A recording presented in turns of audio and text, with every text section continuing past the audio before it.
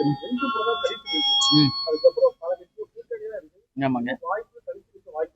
இல்ல தனித்து நிக்கிற முடியும் அப்படின்ற ஒரு ஃபார்முலாவை உருவாக்குனதே கேப்டன் தான். தேசிய முற்போக்கு திராவிட கழகம். இதுவரைக்கும் தமிழ்நாட்டுல வேற எந்த கட்சியாவது தனிச்சு நின்று இருக்காங்களா? இப்ப சகோதரர் சீமான் அவர்கள் நிக்கிறார். இன்னும் விஜய் என்ன அவருடைய நிலைப்பாடுன்னு சொல்லல. பட் அதுக்கான துவக்கம் கேப்டன் தாங்க. அதனால இனிமேல நாங்க தனியா நிக்கிறோமா இல்லையா என்பதை காலம் தான் பதில் சொல்லும். இத போய் விஜய் கிட்ட தான் நீங்க கேட்கணும், எங்க கிட்ட கேட்க கூடாது.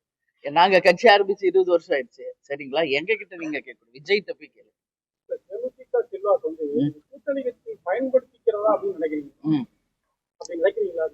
அரசியல்னாவே அதுதானேங்க. இல்லையா? அதான் சொல்றேன், அரசியல் என்றாலே அந்த மாதிரி ஆயிடுச்சு. இப்போ முன்னெல்லாம் கேப்டன் மாதிரி வெட்டு ஒண்ணு துண்டு ரெண்டுன்னு பேசுவாங்க. கலெக்ட் இதான் முடிவுனா முடிவு, இல்லைன்னா இல்ல, அப்படி இருந்தது. அம்மையார் ஜெயலலிதாவும் அதுதான், இது இருக்குன்னா இருக்கு, இல்லைன்னா இல்லைன்னு சொல்லுவாங்க. சோ அந்த மாதிரி இருந்ததுதான்.